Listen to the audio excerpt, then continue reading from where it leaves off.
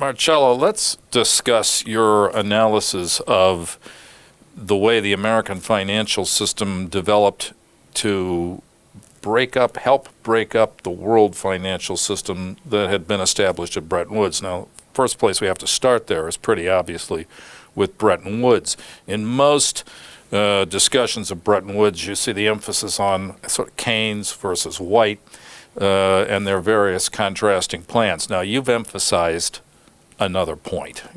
Could you just talk about it for a few minutes?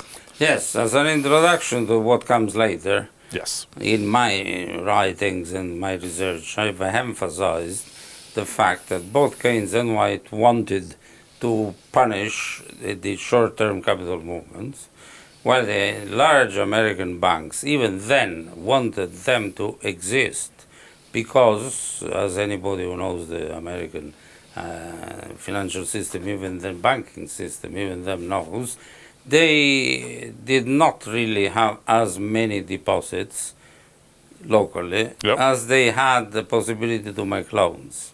So what they did was to go through the American interbank deposit system to get money from the periphery, as it were, invested in New York, and then they would use it. But this had dwindled because of the existence of public bonds, of the public debt. Public debt was extremely convenient for bankers because they could invest in this extremely safe thing, and the public, their normal clients did not need anything because the war was really raging, and they had to supply things at whatever the cost. That the cost plus system and the bottom line idea. And then the large American New York banks found themselves with a deficit of redeposited money because it wasn't coming anymore. And so they started using the money that was coming from Europe, the refugee money, as it were, the money that was circulating in search of a better deal and so on. And that is exactly the money that Keynes and White did not want to swing inside the system because it would send currencies up and down without respect for fundamental values, which was what they were interested in.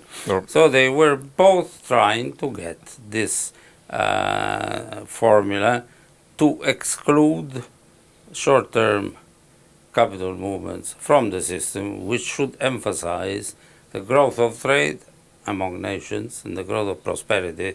And they thought that these movements would be obnoxious to these other much more important. Yeah, it was hot money and would replicate the instability of the late 20s. Yeah, it's always the same story, really. Yeah. So then, lo and behold, you go and look at Bretton Woods. Do you find a clause that says that this money is out? No, because it was expunged very wisely between the draftings, and they just told, or perhaps they even tell Keynes and probably White to get lost. It couldn't be done.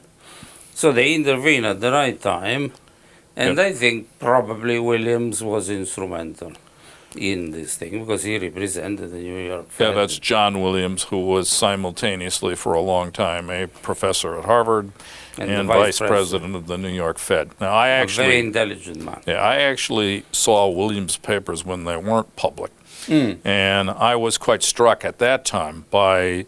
I mean, we all know that Williams and many New York bankers came up opposed to the Bretton Woods even after that change was made. On the other hand, I think you're right that making that change was critical to getting it through it all. There's maybe one point worth exploring on just for a second on this. For a lot of folks, I admit I used to be among them till I was inside those papers, was how on earth did this thing ever go across, given that the New York bankers opposed it? When was the last time you heard New York bankers losing on a sort of major international agreement at all, even with changes like that? And what I found in the Williams papers was that, well, Beardsley Rummel was running on the other side, the committee for Bretton Woods. Now, Rummel was a very interesting guy with a long political history. Principally, he was always strongly associated with the Rockefeller interests from the mid-20s on.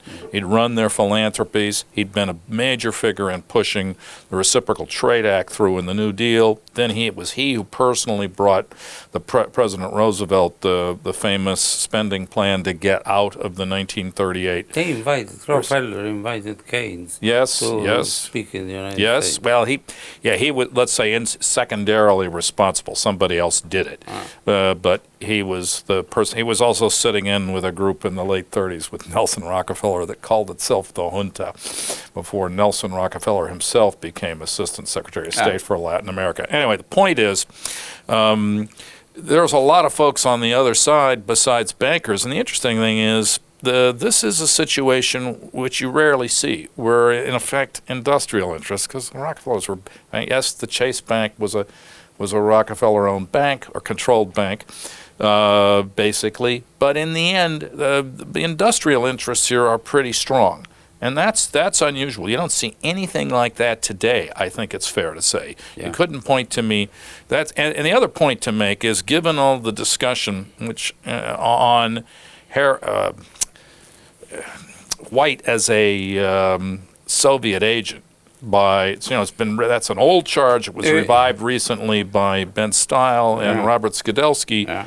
I have to tell you, having looked at the same evidence they've seen, they haven't got anything new. I'm not persuaded that evidence is at all conclusive. I don't actually think White's interventions that you can see go beyond what you'd expect for somebody when you were allied with them. But I'm also cautious. Until we see the full opening of the Russian archives, nobody is going to know. But the really us are not going to see it. Yes, I expect Siberia will melt. The Siberian tundra will melt before we see those.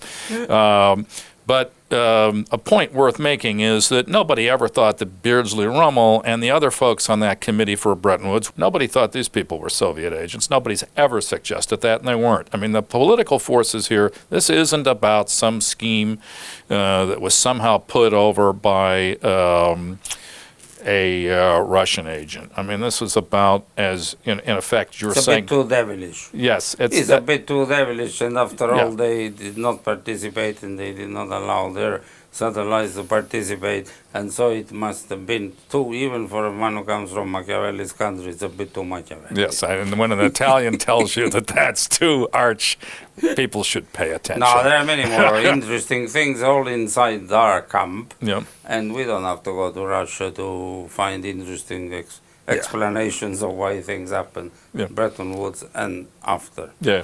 So. Okay, so let's... But my point is that I emphasized this point because that was the knife that opened the system. That's right. In following years. Yeah. Well, the thing is that the liberalization officially begins in 1980 with an act. And that, however, is preceded by 20 years of preparation. Yeah.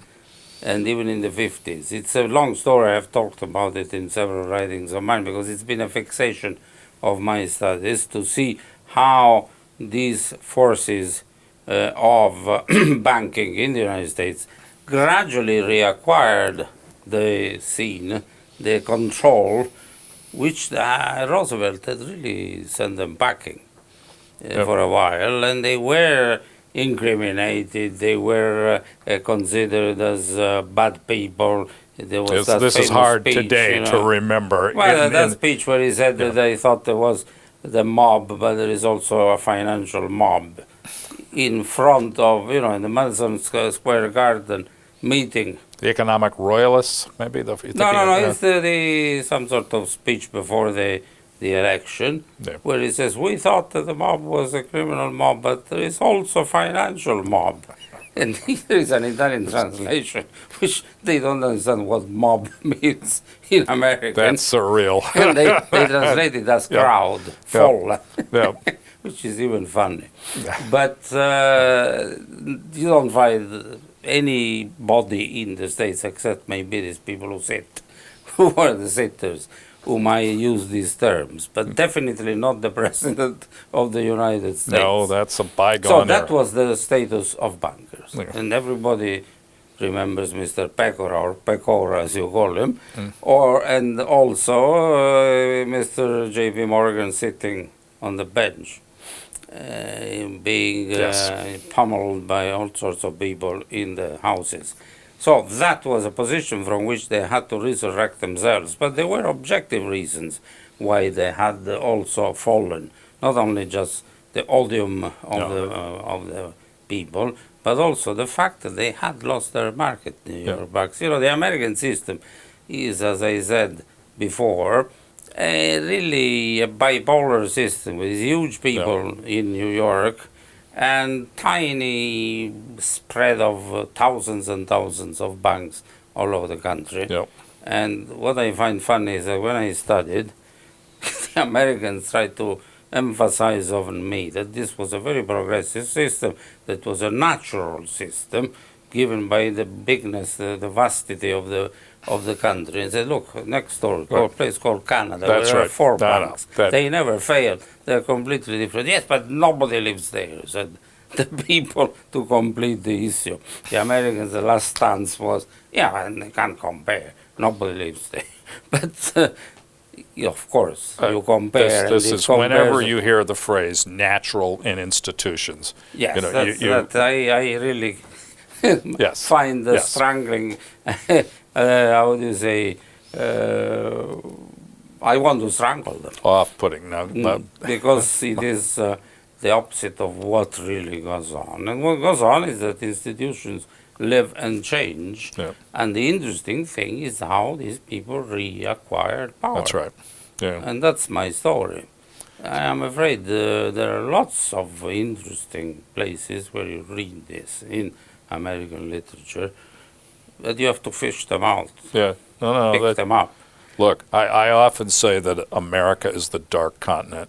And, No, but and- there are people who know this.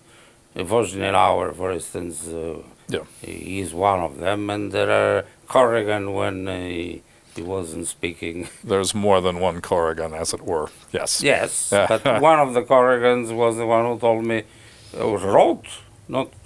wrote why they had the Basel agreement against the Japanese.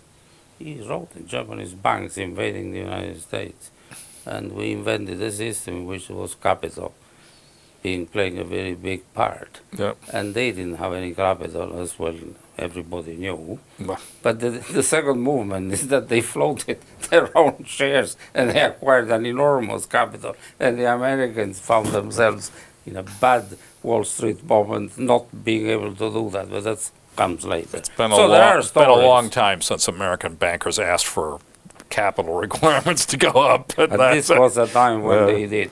Yes. Beginning of the 80s. Yeah. But, you find people who tell you stories. Also the concentration movement in the 50s. Yeah. The consolidation of large American Yeah. banks. When now they've all disappeared, these names. But up to 10 years ago, the names, Chase Manhattan became Chase Manhattan. It was Chase and Manhattan. And First National City became First National City because it was City plus First plus National and so on. All this happened in the 50s, and it was conducive to search for a certain type of behavior on the part of these remaining consolidated banks that needed to make money, that leads you to the gradual liberalization of the system, which then leads you to the crisis, because there is no hiding behind one finger, as we say in Italy. That is why.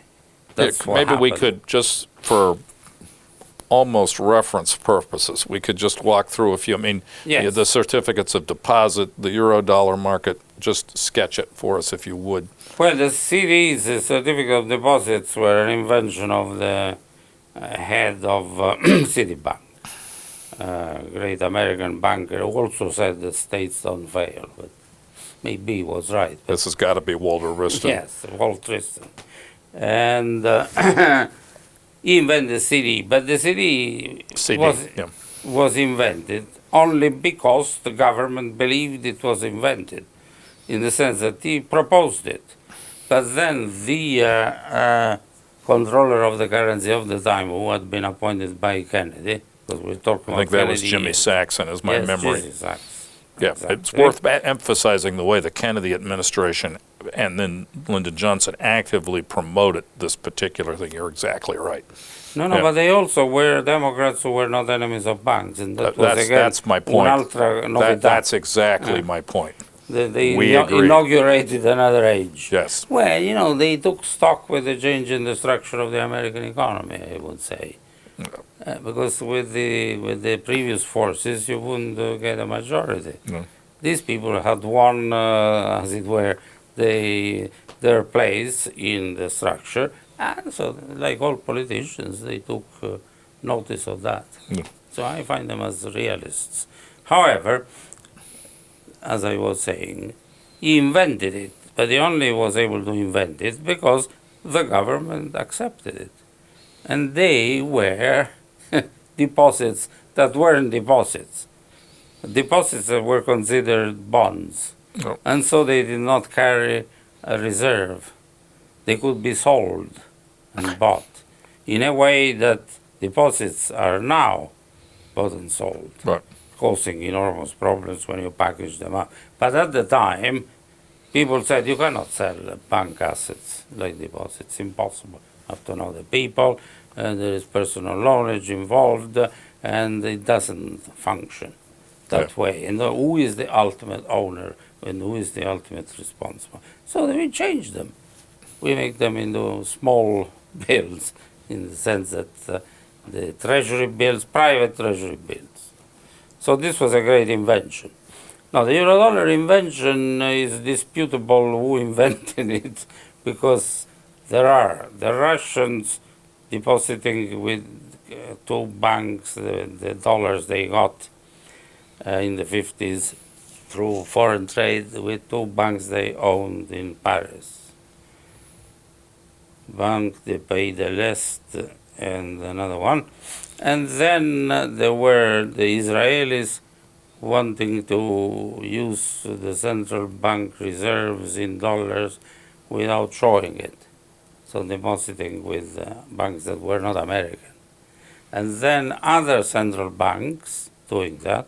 Then the Italians. The Italians played an important role there, because at the time they were in the happy days before everything finished, in which they and the Germans were forever scolded by Mr. Rusa, who at the time was the Undersecretary of the Treasury. the Treasury, for having too many reserves, and that showed that they weren't inflating, that they were not doing their bit for the international economy, that they were speculating against the dollar. In other words, letting the dollar not be free of pressure. So, what they did, the Italians, was central banker Mr. Carli lent the reserves to the commercial bank, main commercial banks of the country, to relent them abroad, and he made sure that they did not risk on the exchange rate. He paid for the risk premium. Okay. Yeah, it's very easy. You just pay. You make sure that you give them a price for when they sell them back to you. So you Okay, have so it's the a reserve. repurchase agreement in Yeah. effect. Yeah. You sell them, and you have them, Yeah. and they don't show in your reserves anymore. So when Rusa comes, you say, "Hey, you don't have them anymore. We spend them all. We listen to you." Before Rusa is told by his own people in New York that this is what is happening. Look, Right. they're doing this circular movement. It takes 6 months, a Right. year, and that's in real life is very important. Soon everybody's doing it. Even sooner the American banks are doing it themselves, in order to follow their own large-scale companies who or which at the time are going for the first time, conquering with Yeah, foreign investment. let me just be sure I understand this, because in effect what you're really saying, I have not seen this written outside, is that in effect, the Europeans are hiding some of the dollars they earn with trade surpluses against the dollar that way. And well, the they don't want to show to have such that's right, big surpluses. and the Eurodollar market is getting born in this see, the effort. thing is complicated because the Germans were doing the same, but they were not using Eurodollars because they were keeping safely and sedately all the dollars they got. You must realize that at the time nobody wanted dollars. Right. Because the dollar was supposed to go off very soon and to be devalued. And so the central banks who had won the war. Yeah, this is the discussion of the gold outflow, the Triffin dilemma, and all that. Yeah. So Germans didn't have any gold. They had lost the war, seriously. And so they had no gold. Yeah. The Italians, as you know, lost the war, but with a special deal. And so they were allowed to have gold. It's very interesting. And the French, of course, had gold, and the Dutch, who don't know anybody, also had a lot of gold. But then the Americans didn't like that. That's why they had to explain themselves, Mr. Carlier, because he did not want to have, say, 100% of his reserves in dollars. So he had to do something else. Have his cake and eat it and do little in things. Dollars that would show on his books. Man, this is all for historical love of It's an extremely interesting point, but but the real thing begins when the American banks do it. Yep. And they do it to follow American companies when they go abroad. They locate, they relocate. And it's the first, say, the time when De Gaulle talks about the invasion, and you have all these famous folklore of Americans buying up Europe. But they do, in a way, and they need to have bankers, and their bankers want to follow them there, and they invent a system by which the dollars they will deposit and use will carry interest rates that are not the ones of regulation Q, because they are outside the precinct of... we should probably just, regulation Q put a ceiling on what they could pay inside the United States. And it was repealed some time ago, but not very long ago. Yeah. So it lasted a long time, but it is now one of these things that it's like the Beatles, if you belong to an age like me or you know what it is. I'm tempted to say speak for yourself, but I'm not. I can't actually claim that. I do have to deny to my students periodically that I saw the sun hit the top of the Great Pyramid on the first day. But I'll just let it go. However, it is it's as dead as the doggo, this literature, and maybe they don't even know what the doggo is, but we will not another problem with I will send a message with the passenger pigeon, which also is gone. Yes. Now, the story then unfolds gradually with everybody getting interested in the dollar, and in the Eurodollar in America, and Mr. Friedman, the Friedman, Milton, making a very clever exposition of what really it all was. That the money never left the United States. It was switched from one address to another in New York, more or less. But formally, it was out of the jurisdiction. Yeah. And so thus out of the regulatory system. Yes, exactly. But again, these are institutions. The government knows these things. Right. Perhaps there is a year in which they don't realize. They knew. The adaptation takes time, but they follow. Yeah. Why didn't they do anything? They did something, like, for instance, the, what was it called, the exchange equalization tax. Yeah. That was an effort to fix it. Interest equalization tax done by Kennedy himself. Yeah, that's right. But that doesn't really hit very, very much, because they want to show they're doing something, but they also don't want to really do something very tough, because it will impinge on the profits of these banks, whose friends they are. Yeah. So that's a problem. But the lesson here for people in our trade is don't believe, as he said before, in natural events. These events are not natural at all. No, They're all the children of institutions and institutional change and political decision making. that's right. The politics in money is totally prevalent. It's never been, money is a creature of the state. Yeah. Whichever way you would, you don't need any new monetary theorists. Now, to do that. whenever I hear the old line, Mr. Knapp said it a long time ago. yeah, the old line that they often quote, Mao Zedong put politics in command, that just proves to me Mao hadn't really studied banking. Yeah. I mean, Yes, he probably wasn't even interested in banking. But not like Lenin. Unlike I Lenin. think he knew that New Deal silver policy was wrecking China, but we'll let that. Yeah, But we'll let that go. Yeah. So then you approach the time when the reconstruction of bankers' power has reached a stage at which they can openly start talking about what are these fetters. We have to compete. The world is now made of all sorts of giants. Yeah, and you have economists who keep talking about them as fetters. I mean, that is to say, these people also rules. appear as though by an invisible hand. Yeah, fetters that conveys for you the image of a giant who would be conquering the world, fettered by a few gnomes. A very Wagnerian image. Yes. Or a Swiftian image. Yeah, Swift. Let's go Swift rather than Wagner. And so, it is somebody who would really change the world, and we are fettering him. Yeah.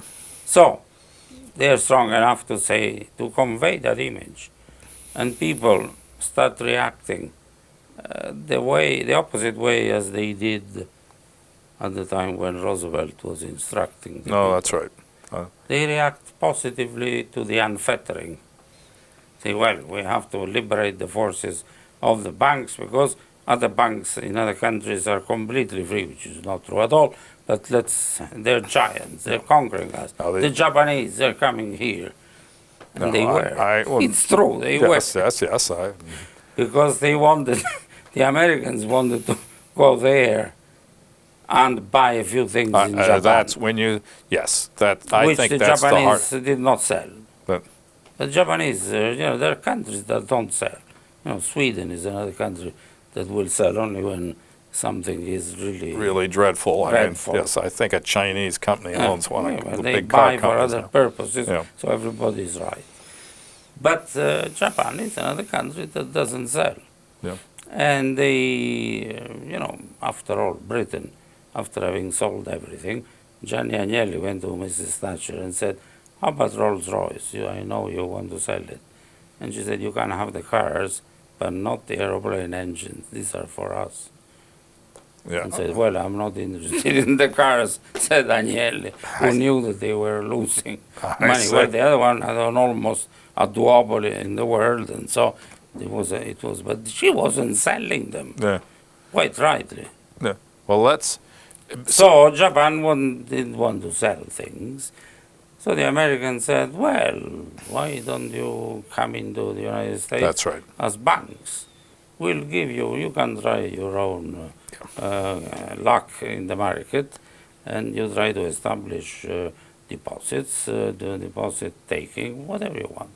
But let us buy a few things in Japan as well, allow us. So the Japanese arrived, and in 2 or 3 years, as they had done with cars previously, they were destroying everything else. They take 20% of the total deposits of the United States in 2 years. That's when Mr. Corrigan comes into the story and invents the Basel Committee to punish Japan and Japanese banks. And they did manage for a time to stop them. Then they managed to stop them much more seriously in 1989 when there was the end of Japan, as in where Japan was destroyed in 1989. When the Japanese economy went into that downward spiral, all done by rules and regulations that they had themselves been imposing to listen to the foreigners, to appease foreigners. But this is again another story. What happens is that by leaps and bounds now, the liberalization of the American financial system takes place in the 80s and the 90s.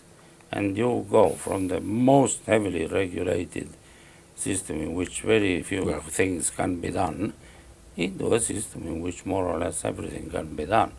Look at the shadow banking system today. It's huge, and it's there. Now, with a couple points, I wondered if you want to comment on the debt crisis and the role it played in this, if any, in the 80s and 90s, and the Latin American debt crisis, which, after all, was, the nicest way to put it is we had single-payer insurance, not for the last time, not for sick people, but for banks in the Latin American debt crisis, because the American state came in, massively intervened in the what are called Brady bonds. Yes. But and a huge cut in interest rates when they had to have it in the Volcker Fed. I mean, at the time of the Mexican crisis. Yeah. Well, the thing is that you have to reconstruct the events taking place after the two oil crises, 73 and 79. And both of them put money in huge amounts in the hands of people who had very small countries. And they couldn't really use as trade. They couldn't spend oil money to buy, well, they bought immense amounts of armaments and of everything else. But that added up to not enough. So what they wanted to was to have their money safe in banks that where they could withdraw it at short notice. Because they didn't trust anybody. It is a great trust. Americans protected them, but we prefer our money to be there at call at short notice. And who was able to do that and be international enough to then reinvest the money at more lucrative interest rates, knowing that if there was a problem, the government would come in and rescue them. The point is enormously important, and you've made, in effect, you've got, this whole system is developing with the American government standing behind the banks as they add on these risks. Oh, yes. That it's just really you crucial. You cannot have the Saudis put money where they have a problem. We can solve the problem. You solve the problem because you are the bank. But the bank would solve the problem because it had all sorts of ways. It was diffuse. It was, by the time, international. It was a big bank that knew how to deal with this thing. But the main thing is that there was a huge transformation of maturities, with the Saudis putting money. I just say the Saudis, but there are any number of other people. They're the largest, so it makes sense. And they want to keep their money safe and have it back whenever they feel like it. Switch it into something else. And the American banks also having the possibility of doing what? Of using the money to finance deals, especially in Latin America, where people, for instance, will try to find minerals and other raw materials, which can then be exported to the United States and elsewhere. And I remember being at the time in this, already interested in these things, that countries were divided into countries with raw materials and countries without raw materials. Countries with raw materials had whatever amount of money they wanted to, in order to develop these raw materials. Even this applied even to the Eastern Bloc, because, for instance, this applies also the transformation of raw materials into chemical industry. Yeah, that was the Polish chemical that's right. industry is a famous case. Yeah, my memory on that, it's maybe worth pointing out, is that the French advised them to go into chemicals. Then they took the cash. Because they were the same They ended up people. in debt, and the result was when things crashed, they couldn't pay the interest on the debt, and Poland got into the problems that led to solidarity thanks to that type of That begins the whole story Yes. of how the East was lost. That's right. That's right. No, that's exactly to the right. communists. But I mean, With a little thing with the Pope. But that's, I have to say, when I listen to the Americans talk about how the intrinsic problems of the Soviet style economies, you got to say, yes, one of them was you listen to American bankers.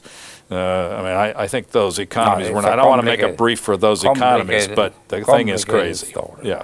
That takes even Bin Laden into the story, as you know. Yes. Because what really did the Soviet economy in was the Afghan war, in which they were, it wasn't like Vietnam. They didn't choose to go. They had to go. And they knew they were going to go into something in which they would lose. It was a real tragedy. So they went and they lost and they used a lot of money and their economy didn't produce anything. Was and not growing. Meanwhile, the price of oil sovereignly precipitated because the Saudis, who have zero costs of production, were saying, Yamani said, it can go as down as $5, and it did. Then we have a famous story of Mr. Bush and this aeroplane flying to, but these things are famous, but they're not widespread. I was living in Texas at the time of that flight, and I can tell you, I was talking with Texas. When the banks were going they down all like watched, and they were desperate to get the price of oil up to about $18 a barrel. Yeah, because what people don't link together is all these crises and the Texas bank crisis. They are the same thing at the same time. Yeah, which led to the Texas banks selling out to the New York banks. Yeah. But that really shows that if you have a real united country, that will be solved without any problem. But if you have an independent country, that's tragedy. Mr. Pickwick, Mr. Pickwick, tragedy for the Latin Americans and Texas, okay, you know. Well, everybody won. Well, you were there. Well, you remember that not everybody won. Well, we all paid more for gas. In terms of the Soviet Union, it means that at that price, the Soviets weren't selling any oil because it was much more expensive for them. And then poor old Brezhnev, who had been a failure, because that economy was a failure, and they didn't produce anything. At the same time, they wanted to have consumer goods. They didn't know how to produce them. So they ended up buying everything from abroad with the money they got from the oil. Now, the Afghan war, and with the Sheikh Yamani playing these tricks, the price of oil precipitates. They don't make any money anymore. They can't sell any goods. They start selling vodka again. As I remember when the concession, Yeah, I remember I could have strangled him in my youth, as left-wing days. I heard this British diplomat, and also British spy, who was the father of a friend of mine, saying, well, you know, in Russia, when they don't have any consumer goods, they will decrease the price of vodka and make it available in the market. And it was true, it happened. So much so that poor old Gorbachev, among the first things they said we have to change was the alcoholism of their own country.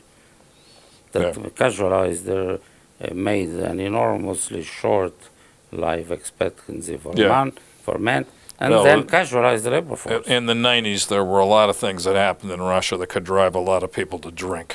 Yeah, I know, but I mean, if you have the stuff, it's easy. No, I get it. It wasn't Samagon, it was stuff made by the government. So all this means that this was a failure engendered by clever people who knew what they were doing. Bin Laden prima maniera, as we would say, in his age as a friend of the United States, who fighting the war in the Afghan war, and there was somebody writing for the Financial Times who said he was at the time a teacher of English in Saudi Arabia, in a school for children, upper class people, and every now and then 3 or 4 people in his class would not show up for a month. Then when they could come back, and they said, I killed 3 Russians. They had gone to the front to fight as freedom fighters on behalf of the Afghans, as it were. And these are things that matter. This was not the communist newspaper, although maybe in America they think the FT is a communist paper. Only occasionally. It's almost red. Yeah. It's pink. And not in the last 10 years. Anyway, the story is then that with that world changes, you have that in Latin America, as in Poland, money flows in.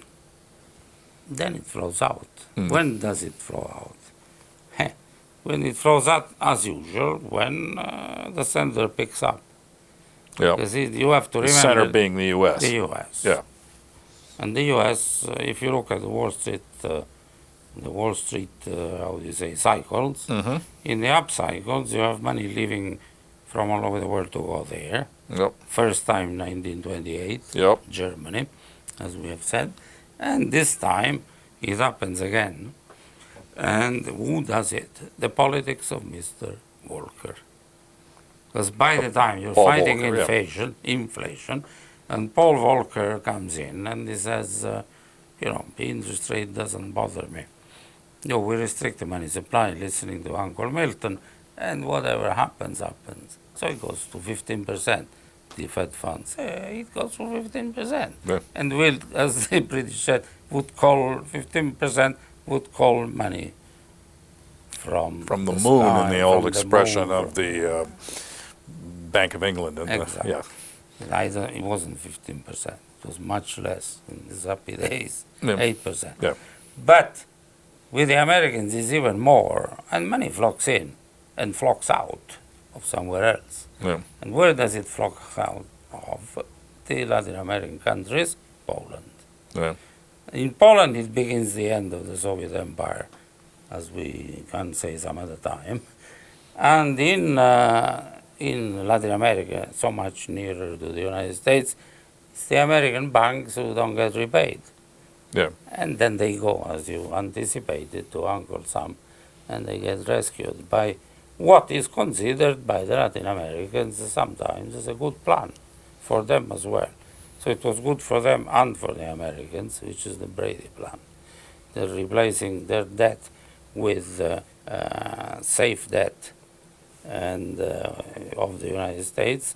You have an exchange of debt, and it does make the world stabler, and it solves the crisis. But it also brings La década de los ochentas, the decade of the 80s, a lost decade. It takes a long, if you're thinking in terms of the Euro crisis today, which, how to deal with a an overwhelming peripheral debt crisis where the periphery is Southern Europe. The striking thing about the Latin American crisis is it takes a very long time for it to get anything to happen. 6, 7, 8 years. It needed to change the administrations. That is to say, Reagan out, Bush in, so they could get some people that didn't have their hands directly on the older stuff. And my memory on this is it was riots, I think, in Colombia that started to loosen people's imaginations in Washington. Not the Caracazo. No. Because they're all something. But this is then one of the first instances of a modern crisis, a crisis where the whole thing is brought about by capital that comes in and goes out very fast. Very fast, and it can happen in countries like Poland on the other side of the world at the same time. And, the Polish case, I will add only that they were the same people. The minister in the French of the French Republic, Minister of Industry, who was the descendant of a Napoleon thinker, what's he called, Polish Marshal. Huh. They were the same people talking to one another Oh, Lord. at a distance of a few centuries. Yeah, well, some things never change. Then there was even some story more international Freemasonry. That's But we'll not talk No, about we're that just- because that is too much. I can't deal with it. But it's Yeah. there. I can assure you that it is there. Well, all right. Is there anything else? I mean, to carry this story. I mean, what? Any comments on the U.S. and Europe?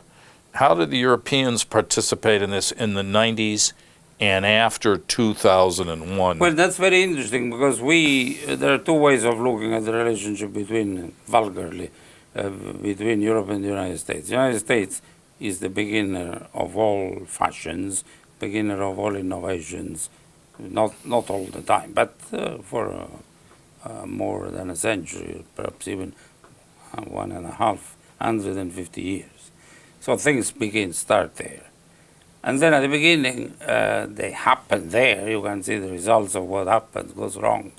And there are a few Europeans, among whom I counted myself in the 1960s, who say, well, it's two models, models of capitalism, They will never understand, Unbridled capitalism leads to that.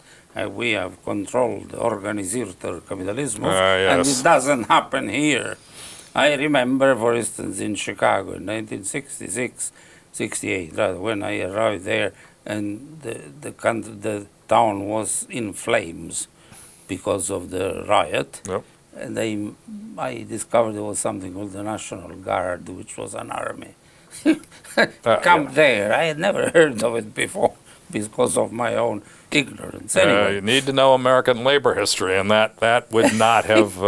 And I saw in normal times when I was a student there, American police, the Chicago police, that when they were running after somebody, they would go over patches of grass. They wouldn't respect anything. Here, at the time, they were stopping at red lights. So, not to speak of England where they weren't even armed. So I said to Alan Milward, lamentably died now, great historian, we are two civilizations. These people really are upstarts. And he said, no, you haven't understood. You never become a historian if you don't believe that you have to let phenomena go over. And you will see that we'll all be like that in a few years. Millward said this? Yes, he said it to me, and I believed it when I saw it. At the time, I was playing the part You're of doing the better European. than most of your social science compatriots because, seeing isn't believing. Not my fault. Yeah. It is not my fault. Yeah. Then we saw that the Italian police now does the same things as the American police, and the British as well, with armaments, armed with incredible guns now in London. So it's all gone their way. Yeah. And the same thing applies to everything, including financial liberalization. You do it later, because you respect conveniences, as we say. You don't do it dramatically, except for Mrs. Thatcher. But the British are like the old Greeks. They can't change regimes, and nothing happens to them. But in these countries, where people have had civil war not so long ago, it takes time. But then it happens. And so you have that in the end, you find the same phenomenon taking place in Europe about all sorts of financial deals and financial innovations. They never become better than the Americans. I must say there is still some difference. For instance, the American economy has picked up immediately and the British, with respect to the continental ones, for the very simple reason that Italian and German banks don't give money to people who will to pay for 90% of their new house. A home mortgage market. No, they give you 30% and you have to beg to Yeah. show what your grandfather owns and so on. Yeah.